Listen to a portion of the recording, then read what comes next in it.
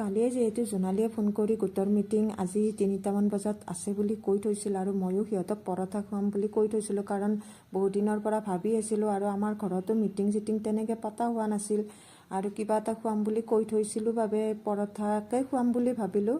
আৰু স্কুলৰ পৰা আহি মেৰিগল্ডেৰে চাহ খাই পেলাই যে পৰঠাকেইটা লৈ আহোঁ যিহেতু ৰাতিপুৱা স্কুলৰ টাইমতে মই কৈ থৈ দিছিলোঁ বাইদেউক বনাবলৈ এয়া পৰঠা আনিবলৈ গৈ থাকোঁতে আমাৰ বান্দৰৰাজক দেখিলোঁ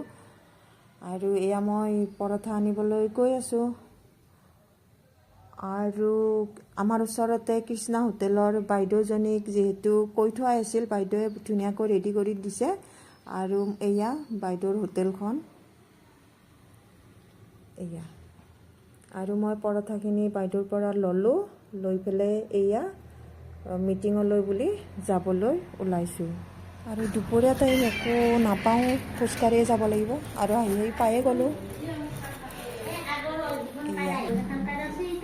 তোমালোক দুটাহে আহি পেলাই ৰখি আছা আৰু বেলেগ অহা নাই জোনালী লাহে লাহে অৱশ্যে কেইজনমান আহিল আৰু আমি সকলোৱে পৰঠা খালোঁ কিন্তু ভিডিঅ' কৰাহে নহ'ল কাৰণ চবেই খাই থকাৰ টাইমত ভিডিঅ' কৰিলে ভালো নাপায় আৰু আমাৰ এইটো চুনু মুনু এয়া ধুনীয়াকৈ কোলাত উঠি আছে আজিলৈ এৰিলোঁ পুনৰ লগ